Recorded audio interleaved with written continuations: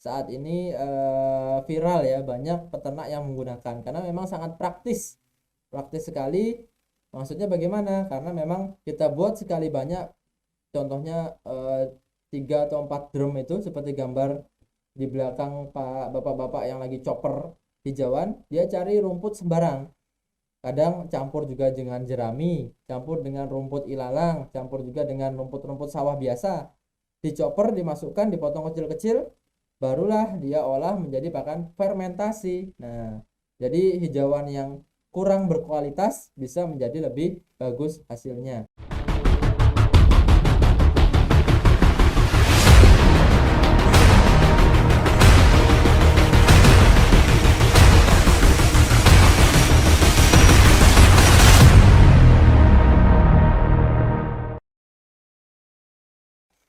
Kemudian selanjutnya ada perkandangan. Ini silahkan nanti dibaca saja karena perkandangan ini sangat bervariasi dan juga syarat-syaratnya memang tidak mutlak. Ini yang ideal ya, yang ideal kalau bisa terpisah dari pemukiman, mudah dijangkau transportasi, dekat dengan sumber sarana produksi. Produksi ini maksudnya dengan tanaman, nanam pakan, kemudian produksi pakan, kemudian ternaknya itu berkembang. Nah, kemudian juga dengan pemasarannya. Nah, dekat dengan hal itu semua, kalau bisa sesuai dengan tata ruang setempat, rencana tata ruang setempat yang khusus. Biasanya ada khusus untuk bagian zona hijau ataupun peternakan, pertanian dan lain sebagainya. Jangan sampai nantinya begitu kita sudah investasi besar di suatu lahan, datanglah pemukiman, nah bukan pemukiman yang pergi, malah kita yang diusir. Nah, itu banyak kejadian, khususnya di peternakan broiler biasanya. Nah, karena baunya, lalatnya dan lain sebagainya. Namun itu sudah bisa kita kurangi dengan teknologi kita, bau bisa menjadi lebih minimalis. Nah, baunya bisa lebih berkurang. Nah, poin yang kedua adalah dalam merencanakan model kandang, ini ada berbagai macam juga. Ada yang kandang panggung, kandangnya di atas, ada juga kandangnya di bawah, di dasar, di lantai. Nah, ini kalau showroom kita itu dua-duanya adalah kandang panggung, model panggung, kandang modern. Memang mempunyai keunggulan yang lebih baik, lebih bagus karena memang lebih bersih. Lantainya kering, tidak mudah becek.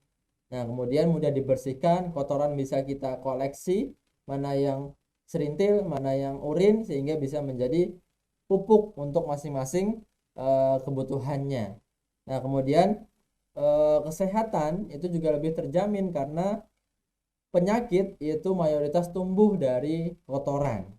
Nah, dari sesuatu yang kotor. Apabila kotor tersebut kita bisa hilangkan, maka penyakit juga bisa kita minimalkan sehingga penyakit itu hilang, tidak datang ke kandang kita. Nah, memang kekurangannya ini membutuhkan modal yang lebih. Nah, yang lebih untuk membangun kandang seperti ini, namun modal tersebut kita hanya keluarkan sekali karena kandang ini bisa bertahan 5 tahun, bisa sampai 10 tahun. Nah, bergantung dari jenis bahan yang digunakan. Nah, ini yang selanjutnya adalah model kandang lantai. Kandang lantai ini memang mayoritas peternak kita menggunakan ini karena berbagai alasan ya. Maksudnya ada yang memang kandangnya hanya di sebelah rumah. Nah, ini ketika kami jalan-jalan pun sekitar wilayah lokasi rumah itu memang banyak sekali, masih banyak para peternak, petani yang itu menaruh hewan ternaknya hanya di sebelah rumah dan dengan kandang seadanya, yang penting terayomi ya. Nah, itu tidak apa-apa untuk memulai saja. Untuk memulai tidak apa-apa, boleh saja.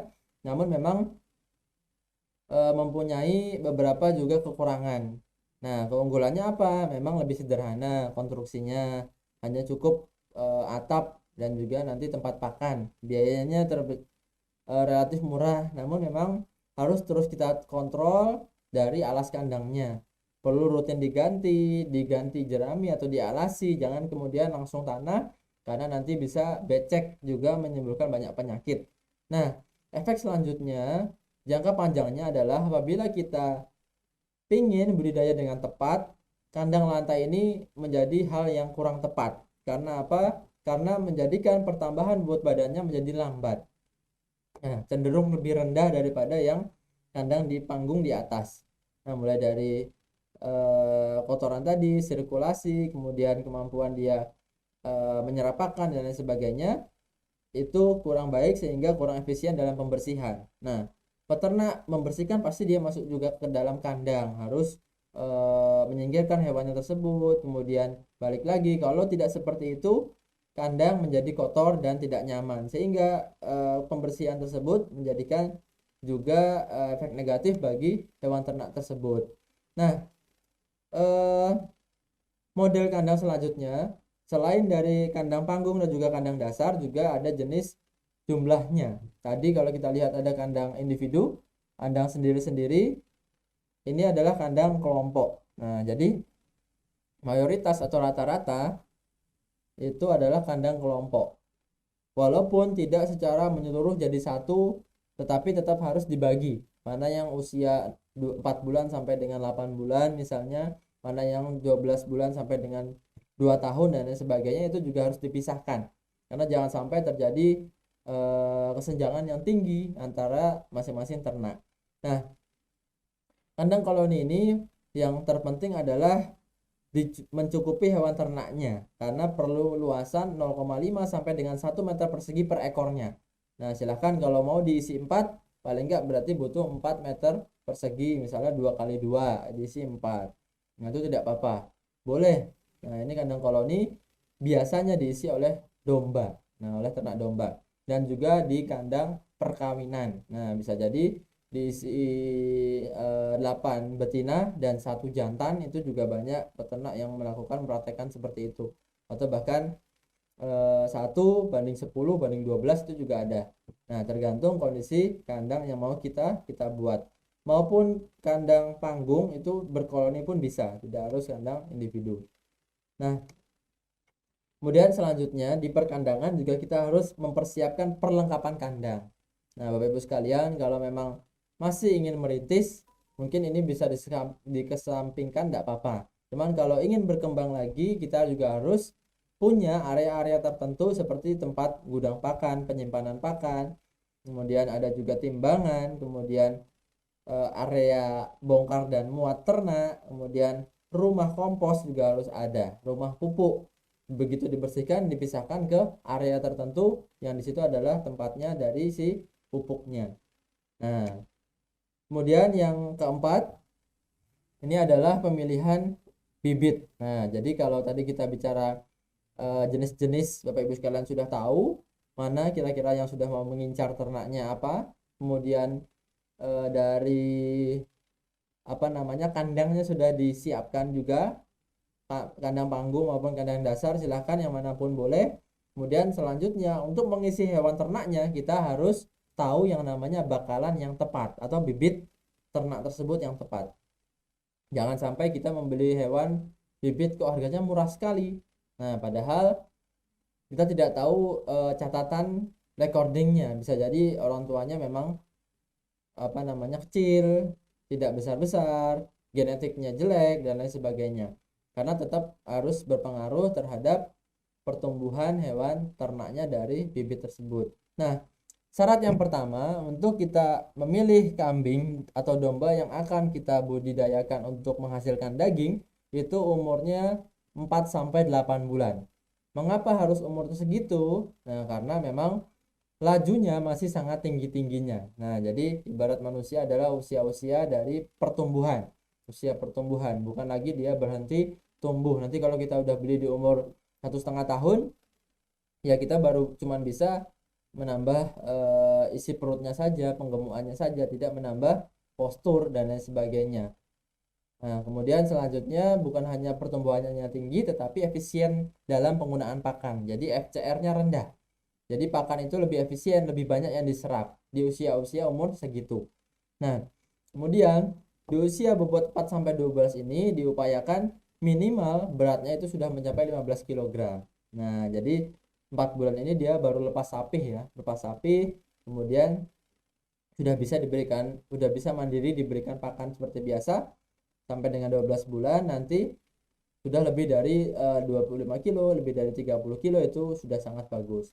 Nah, berkaitan dengan umur 4 sampai 8 bulan dan juga bobotnya kisaran minimal harus masuk 15 kg. Kemudian yang selanjutnya adalah dari jenis kelaminnya. Nah, jenis kelaminnya upayakan pilih yang jantan. Kecuali Bapak Ibu sekalian ingin membeli yang bisa untuk dibudidayakan menghasilkan anak. Nah, breeding atau pembibitan. Pilihlah betina, upayakan betina yang pernah melahirkan anak yang kembar kalau ada, kalau bisa. Nah, kemudian selain jenis kelamin dan juga ada kesehatan. Tentu kita juga harus lihat kondisi ternak sehat itu bagaimana, nanti akan kita ulas di bab khusus di bagian upaya dari mengendalikan penyakit dan juga kesehatannya. Kemudian yang keempat ada kondisi fisik. Nah, jadi fisik ini juga penting sekali. Jangan juga tertipu dengan kondisi badan yang kok kelihatannya besar. Nah, padahal itu sudah mentok. Nanti begitu kita ternakin, ya sudah, dia cuma segitu aja. Padahal harusnya bisa menjadi lebih besar lagi. Nah, kondisi badan ini boleh kurus tapi sehat. Nah, jadi kurus ini kemungkinan besar karena kurang konsumsi pakan dari peternak sebelumnya atau kualitas pakannya yang rendah. Nah, namun kalau sehat tidak cacat, dia bisa sangat kita porsir untuk menghasilkan kondisi badan yang bagus. Nah, sehingga kurus tadi kita beli harga yang murah.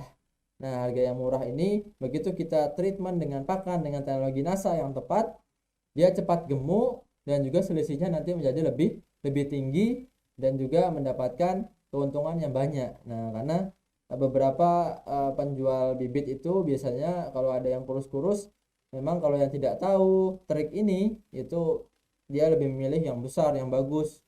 Nah, tapi kalau untuk beli bakalan bibit itu cukup sehat saja dulu. Untuk kurus gemuknya nanti bisa kita kendalikan di kandang kita sendiri karena dia baru umur 4 bulan kalau kita beli bakalannya. Kemudian selanjutnya dari jenis hewan ternak, tentu kita harus dapatkan dari hewan yang keturunannya bagus, genetiknya bagus. Termasuk dengan bangsa tadi, apakah mau memilih merino yang akan cepat besar tapi memang pakannya banyak, atau kambing kacang yang kita biasa saja, kita tidak perlu rawat dengan luar biasa dengan pakan yang ekstra, di jarke atau dibiarkan saja itu sudah hidup. Silahkan, itu pilihan Bapak Ibu sekalian. Nah, untuk memilih bakalan tadi juga penting apabila kita mengetahui penentuan umur atau usia dari ternak tersebut. Nah, Bapak Ibu sekalian, ini juga penting dalam besok Idul Kurban ya. Penting karena syarat kurban itu beberapa, salah satunya adalah dari umur ternak tersebut. Umurnya harus sudah ganti gigi atau sudah poel di atas 1 tahun untuk kambing dan domba, poel 1 minimal. Nah, jadi ini ya usianya ya. Kalau kambingnya lihat rahang bawahnya giginya itu masih kecil-kecil, itu berarti dia masih bisa menjadi bakalan yang bagus untuk kita kembangkan, untuk kita selanjutnya kembangkan. Tapi kalau untuk disembelih itu belum masuk, belum boleh karena memang dia masih kecil. Nah, jadi kalau dia badannya besar tapi giginya masih kecil, masih muda, berarti itu ternak yang bagus. Nah, ternak yang bagus. Kemudian kalau dia sudah masuk umur 1 tahun, dia ganti gigi. Ini yang di sebelah kanan gambar ini, kalau kita lihat seksama, dia sudah ganti gigi sebanyak 2. Nah, sebanyak 2, sehingga kurang lebih tafsiran umurnya dia udah umur 2 tahun, siap untuk dijual menjadi hewan pedaging atau ternak kurban, itu boleh. Nah, jadi itu ya untuk menentukan umur. Nah, ini terlihat sekali dia udah mengganti giginya atau giginya sudah ganti sebanyak berapa kali. Nah, ini Bapak Ibu sekalian harusnya sudah bisa membedakan. Nah, ini gampang ya, tinggal dibuka. Karena yang namanya gigi susu itu yang sudah berganti, dia bisa menjadi 2 sampai 3 kali lipat besarnya. Nah, jadi ini Bapak Ibu sekalian kalau dilihat ini poel berapa nih? 1, 2, 3 atau 4. Nah, karena poel itu maksimal sampai 4. Nah, karena giginya ada 4 pasang atau 8 gigi yang bawah. Jadi kalau poel 1 berarti 2 gigi ganti. Poel 2 berarti udah 4 gigi ganti. Jadi sepasang itu ganti. Nah, ini adalah poel 1. Nah, ini giginya kelihatan ya, poel 1 kurang lebih baru umur 1 tahun namun udah siap untuk diternakkan. Nah, jadi itu Bapak Ibu sekalian. Kemudian ini poel berapa nih kalau udah kayak gitu tuh. Nah, jadi ini adalah kambing hoax, nggak ada kambing yang ada gigi atasnya, apalagi di behel nggak ada. Nah, sehingga ini adalah guyon-guyonan saja ya Ibu sekalian, bahwa ini si giginya itu dia hanya mempunyai gigi yang bawah, rahang bawah, tidak mempunyai gigi atas, apalagi dia di behel itu nggak mungkin. Nah, kemudian selanjutnya adalah faktor yang penting dalam budidaya. Nah, salah satu faktor yang penting dalam budidaya yaitu manajemen dalam pakan. Nah, karena apa? Karena pakan ini eh, biaya produksi yang juga sangat tinggi sampai dengan 70%. Sampai dengan 70% sehingga manajemen harus tepat. Nah, Bapak sekalian, dalam manajemen ini ada beberapa faktor, ada beberapa bagian. Ini saya bagi saja. Silahkan kalau yang minat nanti akan saya bagikan filenya. Bapak Ibu sekalian bisa baca ulang, dibaca ulang saja manajemen pakan ini. Ada jenis pakan hijauan, kemudian juga ada konsentrat. Nah, yang penting adalah ini, Bapak Ibu sekalian, apabila ingin memberikan hijauan, ingin memberikan rumput, maka harus dilayukan terlebih dahulu. Maksudnya dilayukan adalah didiamkan, jangan kemudian begitu nyari di sawah, nyari di lahan masih segar kemudian langsung diberikan, itu sebaiknya jangan. Nah, karena apa? Untuk menghindari yang namanya kembung dan cacingan. Nah, karena dari hijauan segar itu kadar airnya masih sangat tinggi, resikonya kembung tadi, kemudian juga bisa membawa telur-telur dari cacing. Nah, jadi kalau ada cacing, itulah yang masuk ke dalam tubuh ternak, netas dan juga hidup menjadi cacingan. Efeknya adalah hal itu. Nah, sehingga perlu adanya pelayuan. Nah, misalnya apa? Misalnya pagi kita cari, kemudian hijauan tersebut kita berikan sore harinya, atau sore harinya kita berikan besok paginya, atau sorenya lagi. Nah, jadi seperti itu untuk menghindari resiko-resiko dari penyakit. Nah, pertanyaannya adalah mengapa kambing yang kita umbar itu tetap hidup, Pak? Padahal dia makan hijauan yang segar. Nah, jawabannya adalah dari kambing-kambing atau domba tersebut, dia tidak mungkin memakan semua rumput yang ada di lahan tersebut. Dia juga pintar untuk memilih. Nah, kalau ibarat kita mungkin begitu disuguhkan makanan, misalnya prasmanan, wah langsung piringnya penuh misalnya, lauknya banyak. Nah, tidak untuk hewan ternak malahan. Sehingga kita kalau ada istilah eh, nakal, nah itu ngalah-ngalahi hewan. Nah, itu istilahnya seperti itu karena hewan pun punya batasan-batasan. Dia tidak mau makan yang kira-kira ada sesuatu ataupun racun di dalamnya, sehingga dia walaupun dia diumbar, dia pilih pakan-pakan yang bisa dia makan. Nah, itu kalau langsung diberikan. Kemudian selanjutnya, oke, ini ada pertanyaan lumayan ya. Kambing behel tadi katanya ada yang. Oke, lanjut ya Bapak sekalian. Saya minat filenya Pak. Oke Pak Ahmad Johar, boleh nanti saya share di grup pertanian organik NASA. Silahkan di download sendiri setelah materi ini selesai. Kemudian selain kita berikan yang segar, kita juga bisa simpan. Nah, atau kita olah. Misalnya hari Minggu kita cari rumput sebanyak-banyaknya untuk kebutuhan Senin, Selasa, Rabu, Kamis. Nah, sehingga kita bisa simpan, kita bisa olah.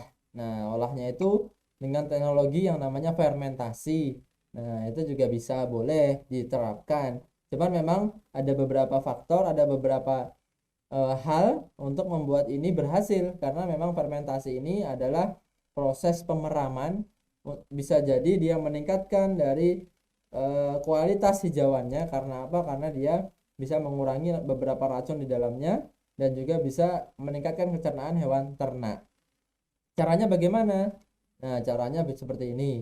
Nah, sebelum sampai dengan caranya, memang fermentasi ini menjadi pakan yang saat ini viral ya, banyak peternak yang menggunakan karena memang sangat praktis.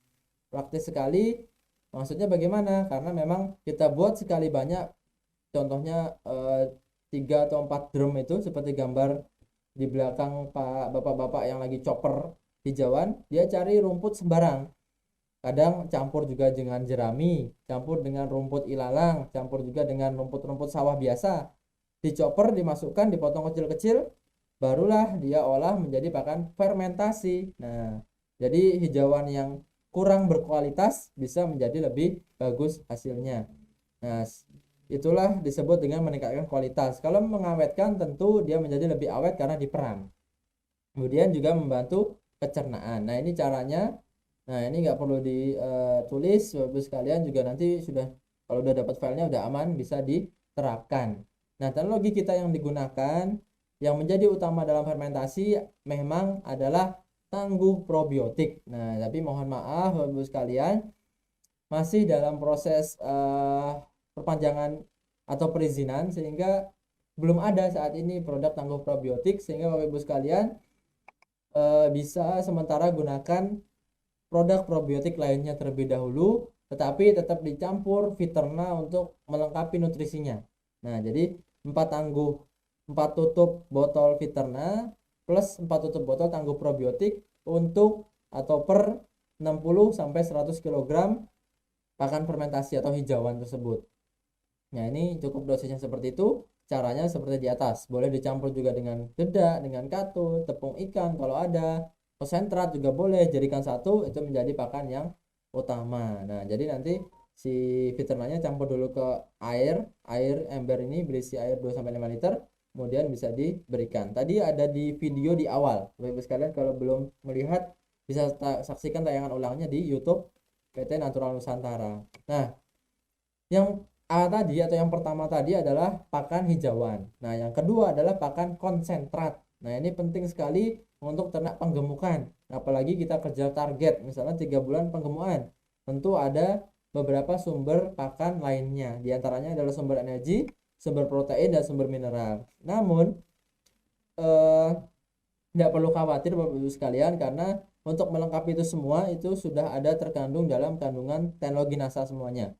Sumber protein asam amino, mineralnya ada juga, bahkan di DPOC juga lebih tinggi, kemudian vitaminnya pun ada. Nah, sehingga selain kita tambahkan yang real, misalnya tambahkan sumber energi seperti dedaknya langsung, polarnya langsung, onggoknya langsung, ketela dan lain sebagainya, kita juga bisa tambahkan teknologi NASA untuk melengkapi sumber energi tersebut, bahkan sumber proteinnya. Nah, sehingga kita juga harus tetap tambahkan, nah ini catatannya, catatan tetap juga harus tambahkan beberapa sumber pakan, tapi teknologi NASA ini membantu untuk menyerap pakan tersebut di hewan ternaknya, namun juga bisa untuk menambahkan. Nah, untuk menambahkan melengkapi. Nah, jadi selain pakan hijauan juga butuh pakan konsentrat. Karena apa? Karena hewan ternak itu minimal kebutuhan protein kasarnya adalah 14% per harinya. Nah, jadi kalau hanya pakan hijauan itu kurang lebih, kalau rumput-rumput biasa hanya 9%, bahkan kalau jerami 4%. Nah, kebutuhan proteinnya harus ditunjang dengan konsentrat tadi, sehingga dia apabila dijadikan satu, dia meningkat kualitas pakannya menjadi sesuai dengan yang dibutuhkan hewan ternak. Sehingga tidak heran bahwa di lapangan, khususnya di peternak kita, itu sudah ternak 6 bulan, 1 tahun. Bagaimana Pak, kok nggak gendut-gendut, kok nggak besar-besar? Karena dia pakannya hanya baru memenuhi untuk hidupnya, untuk berkembangnya itu belum ada. Nah, sehingga perlu kita tambahkan. Nah, hijauan pun harus yang berkualitas. Nah, namun tidak perlu khawatir, tadi kita juga bisa tambahkan teknologi NASA untuk melengkapinya. Selanjutnya adalah penyusunan ransum ya. Ransum ini terserah Bapak sekalian, boleh mencampurkan dari apa yang ada di lokasinya. Kalau ada adanya katul, pakai katul buat campuran juga boleh. Adanya dedak dari jagung, silakan dari jagung, atau apa namanya, bungkil-bungkilan boleh, hijauan, rumput gajah, odot, raja dan sebagainya juga boleh, banyak sekali. Biasanya itu hijauan segar kebutuhannya adalah 10% dari berat badan si hewan ternak tersebut. Contohnya misalnya ada kambing dengan bobot badan 25 kilo, Berarti kebutuhan rumput hijauannya itu 2,5 kg per harinya. Hijauan segar ya maksudnya. Segar ini kan masih berat, dia masih banyak airnya juga. Tapi kalau hanya bahan kering, sudah kita keringkan, itu hanya butuh 3%, sekitar 3% dari bobot badan. Nah, jadi silahkan nanti dibaca ulang untuk pembelajaran. Kemudian dalam pemberian pakan, nah ini penting juga untuk kita mengetahui dan memanajemen pemberian pakannya. Diberikan 2-3 kali sehari. Boleh pagi sore, boleh pagi siang sore, boleh pagi sore malam juga boleh, untuk dia ngemil. Nah, ngemil ya, agar si perutnya terisi dan paginya tidak kembung. Nah, karena malam biasanya kalau yang kandangnya terbuka di luar angin, sedangkan perutnya kosong, nah itu bisa menjadikan resiko kembungnya juga tinggi, sehingga biasanya peternak memberikan pakan hijauan rumput itu juga di malam hari sebelum dia tidur, sebelum dia masuk di fase pertengahan malam. Nah, apabila kita gunakan campuran hijauan dan konsentrat, paling tidak perbandingannya 75% dan juga 25%. Kemudian untuk pada saat adaptasi tentu konsentrat juga diberikan bertahap, dan yang jarang diperhatikan oleh peternak adalah air minum. Nah, air minum ini juga wajib diberikan terus-menerus. Nah, harus standby, harus ada. Karena apa? Karena ternak nanti kalau dia pakan saja tidak ada air minum, dia akan berhenti mencari minum dulu. Kalau nggak ada minumnya, dia nggak akan mulai makan lagi. Nah, jadi itu. Kemudian yang namanya domba itu lebih menyukai pakan rumput. Nah, rumput itu di bawah. Nah, sehingga Bapak Ibu sekalian, kalau ingin membuat kandang itu, kalau tujuannya ternak domba, pakannya berikan yang di bawah. Nah, cenderung di bawah. Kalau kambing dia lebih tinggi lagi, lebih tinggi sedikit.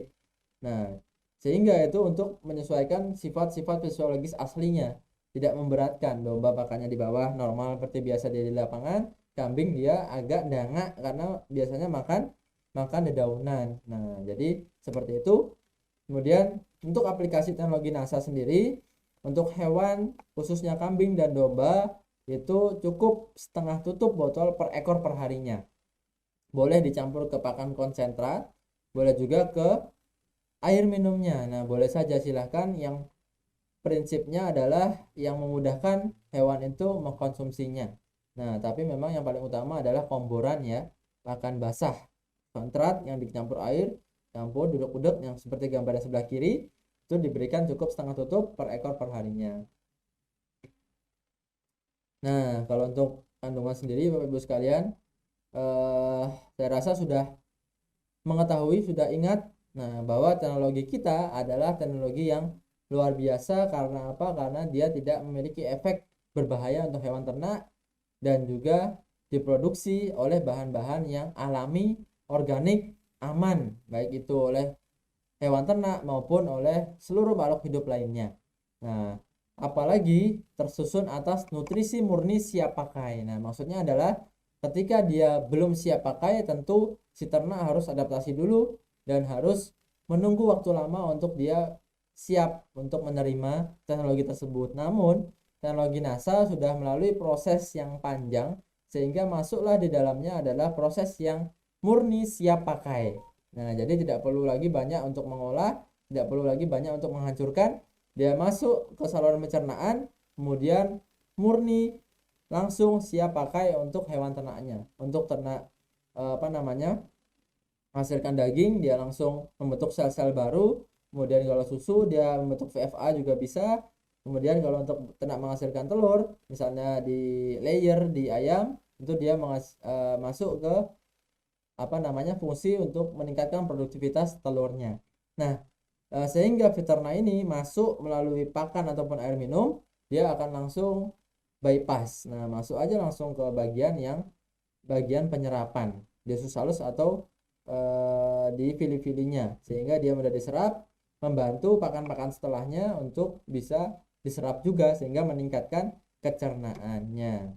Nah, kemudian yang poin terakhir di bagian kesehatan dan pengendalian penyakit, ini juga penting sekali. Jangan sampai ternak itu mati karena kita tidak tahu bahwa ternak itu sebelumnya terkena penyakit. Nah, banyak sekali yang begitu mati dia baru bertanya, Pak, kenapa kok sudah pakai NASA ternak saya mati?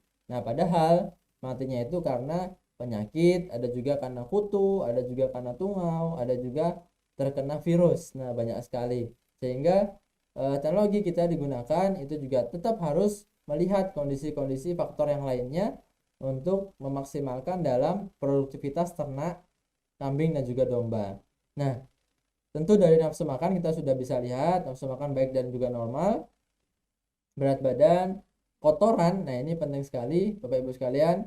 Apabila terjun ke lapangan melihat kondisi kotoran yang tidak normal, tentu ini juga menjadikan pertanyaan bahwa ternaknya ini kondisinya sehat atau tidak.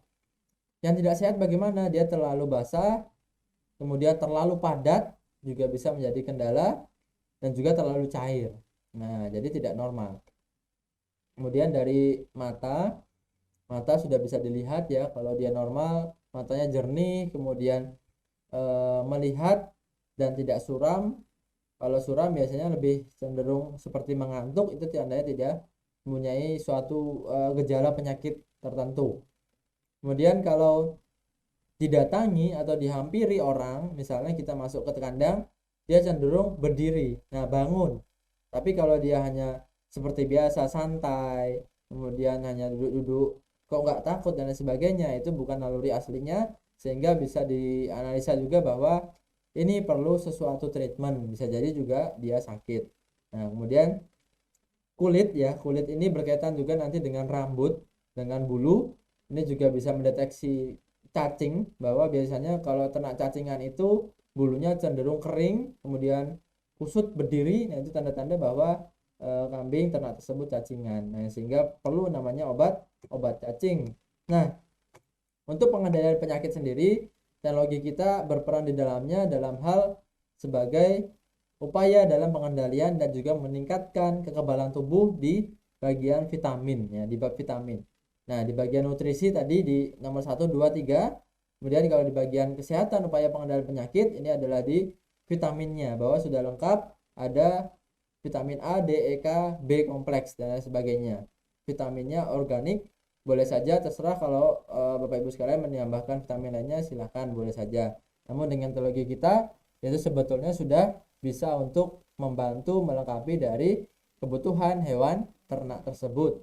Nah, jadi itu Bapak Ibu sekalian, semoga apa yang kami sampaikan pada kesempatan pagi hari ini bisa menjadikan semangat, bisa menjadikan manfaat, dan juga bisa dipraktekkan menjadikan peningkatan omset Bapak Ibu sekalian untuk menjual atau memasarkan, membagikan ilmu tentang teknologi NASA untuk hewan ternak. Semoga bukan hanya menjual tetapi juga membagikan amal jariah, karena kita bisa membantu peternak melalui produk kita, melalui teknologi NASA. Mereka senang menemukan teknologi yang tepat, mereka senang mengaplikasikannya dengan mudah, mereka senang mendapatkan produksi yang meningkat dari yang sebelum-sebelumnya. Untuk itu kami ucapkan terima kasih sebesar-besarnya. Tetap jaga kesehatan, tetap semangat, tetap sehat, dan semangat pagi. Wassalamualaikum warahmatullahi wabarakatuh. Salam sehat semuanya.